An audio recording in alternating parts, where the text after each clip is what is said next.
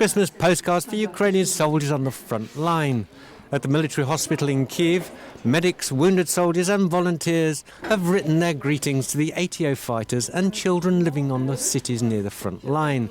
The postcards themselves were provided complimentary from the manufacturer. Several thousand Christmas cards have been prepared.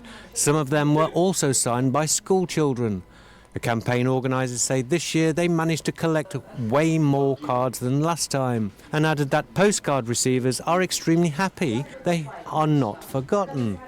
The main thing is peace and patience to our soldiers, and to return home safely and with victory.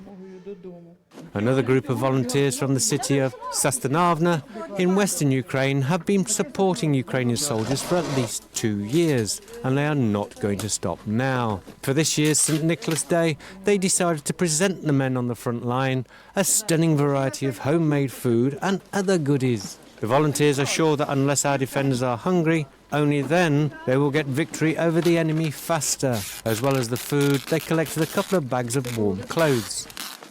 From the very beginning, there were only 6 women helping. Now there are plenty of us. For the past 2 years, we've cooked 80 pigs, fed our defenders with tons of food. I even have no idea how much exactly. It will be the 23rd ride to the war zone. Though the war is tiring both for soldiers and volunteers, the latter promise to help the men in Donbass till the victorious end.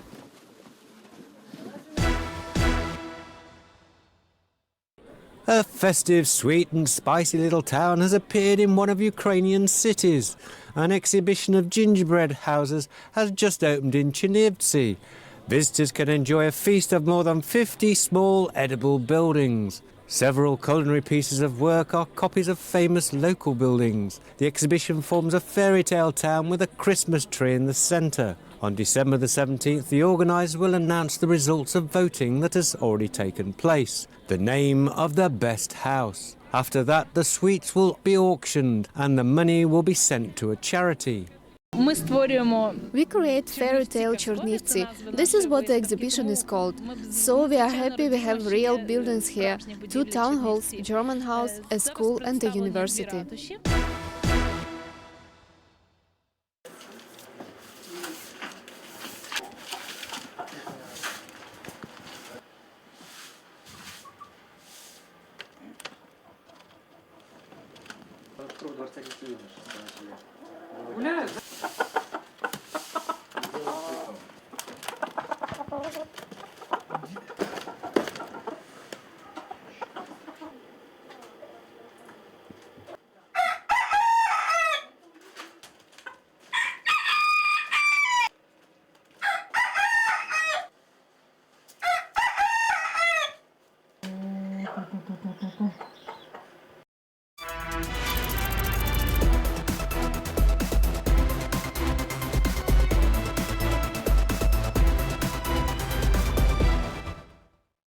Giuseppe Celentano.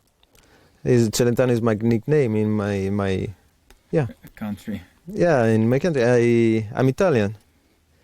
I'm from 1969. But I live overseas, so not in Italy. Yeah, I served in the army for a lot of years. I served in a special team in the police. Then I understood that it was all bullshit and all political stuff, so no possibility to change nothing. So I moved overseas and I was working for different companies, like a close protection officer. So escort people and protecting people and and this for 31 years. My first time in Ukraine was 2 years ago, almost 2 years ago was my first time here, and then this is my third turn here in Ukraine. And I'm here because of course I would like my Europe free from invaders. I know this is impossible, but I try to do my best to keep invaders far from my Europe. I'm Walter. I live in Italy. I come from Italy. I was born in 1961, and here I am. Well, military-wise, I did my army in Italy. I was a parachutist. I did some training over in the French army, special French army. And then I've always done private warfare. Always private here and private there. And now I've come to do it voluntarily. And I came here last year too. I saw how they were fighting and what they were fighting for. And I said, yes, they're worth trying to help.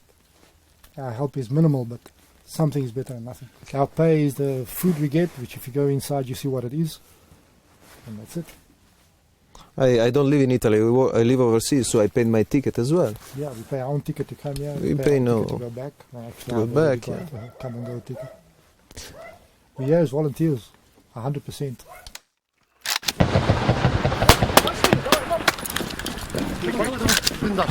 We're still sharing arms. We're very, very under-equipped at the moment. We've got no night vision, very few guns. We're trying to do what we can. And these people as well, not only us. I thought that there would be a bit more help, especially equipment-wise. Because the people have got the heart, but then they don't have anything to do the work with. They haven't got what they should have. I say that you must say that these guys come from homes. Most of them are not military. I'm talking about the ones that come here and help out. So they do what they can. Most of them have learned something over here. They come here, they don't know how to do anything, some of them. So they got a big heart. They would need a little bit of training. The military in itself, I don't think much about them. I think they're here for the pay and that's it. The military I'm talking about. The other guys, they come here because they got the balls, they've got the heart. Yeah, they're very well motivated guys, and they're very passionate. So this is what they need. Yeah, what it needs in war. To be very passionate and very, yeah, like Ukrainians are. Yeah, because we are Italian, we speak with hands, so for us it's very easy to communicate. That's the way it works. Yeah, that's the way, and we don't have any problem. Fane fuori 7-8. Sulla porta blu. Sulla porta blu. Sì, lo vedi? Su quella casa. Vai, prendi su quella casa.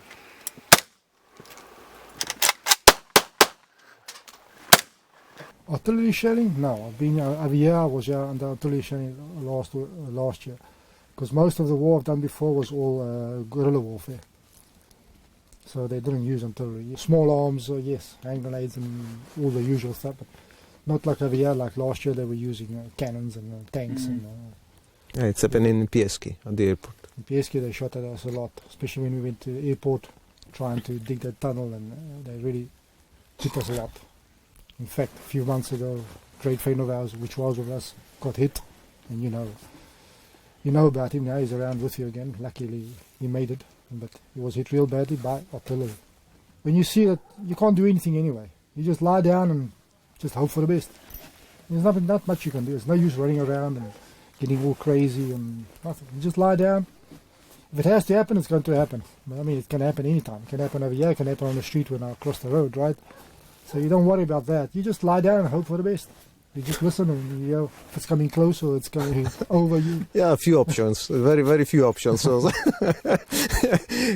yeah, hoping is finished as soon as possible. So.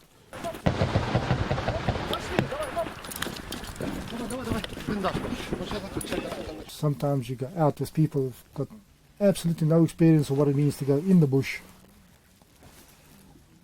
with an enemy there. So they're not too careful about it, and you have to look after yourself and try to look after them as well. So yes, that's where it comes in, experience. Whereas you can, this is not Rambo. No, nothing like that. It doesn't work like that. That's good for the movies. Over here, the shots are real, and everything that comes for this way, it's real. So you have to keep your head on and work real carefully. We try to share our knowledge with the guys around us, and yeah, we try to do our best for them. And the other guys, they fight like the Ukrainians do. So luckily for us, luckily for us, they not very tactical at the moment. So I don't know what's gonna happen tomorrow. For today, the situation is quite good because the situation is even. They're not very professional on the other side as well. Yeah. That's lucky. Every time they're incrementing, they're becoming more, they're getting inside more, they're taking care of things. We found some traps which weren't supposed to be there, but all of a sudden we find in traps. they're starting. Yeah, the studies. And when they send people with more knowledge or experience, then it's going to become hard staying around here, especially for the guys with no experience at all. I think we don't know what's behind all this, because I find it strange that they don't have equipment, they don't have people with knowledge. It looks like they keep him back, and there could be something else under this situation, which is not very clear. I mean, since we've been around a bit, we see things that don't figure out. 1 + 1 makes 2, 2 + 2 makes 4.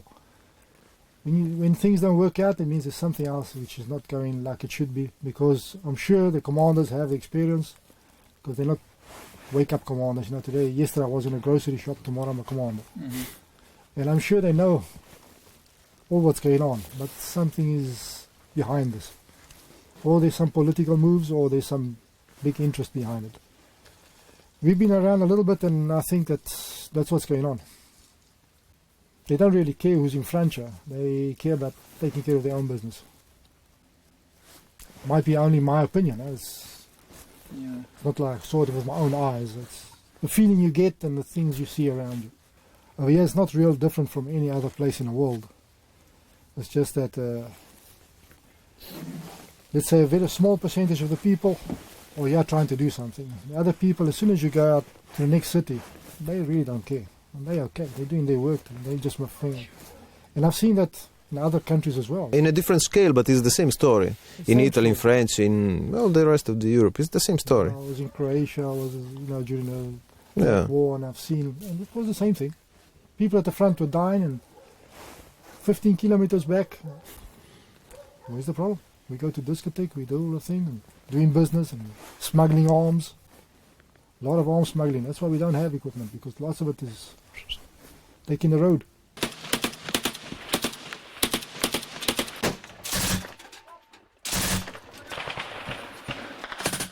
Overseas, people know nothing about this war. There's very, very little publicized. There's very little you can find in the news. I mean, some people don't even know there's a war going on here. What they do see is Russian people coming to, I'm talking about Italy in particular. They got money, so they come there and they spend, and they buy houses. So, what do they say? Good, Russia's good, brings money. We come back to economical reasons. Yeah. That's why. If it was Ukrainian people with money coming there, it would be the other way around. Oh, Ukrainian good, Russia no good, because. So it's all a question of who's going to make something out of whoever's coming in. It's not and plus there's no information. A very good friend of mine is working to the other side. On the other side. Maybe 3 kilometers from here. He's a very good friend of mine. We already worked together overseas. He was. Yeah, we was. They worked together for many years, and then And then, on the other side, and he decided on this. Then he decided to. We spoke together, and he said to me, "I go. Yeah, I come with you. Yeah, we go in Donbass." And I say, "No, wait. I want to go for Ukraine." No, Ukraine, no. So he left, and he's working. Maybe he's here, 3 kilometers from here. Who knows? Yeah, I think money and I think. Money and possibility, because he's very good Russian speaking, so he has a lot of opportunities to the other side. It would be fantastic, Ukrainian citizenship. So I'm gonna do it as soon as possible. Non passeranno.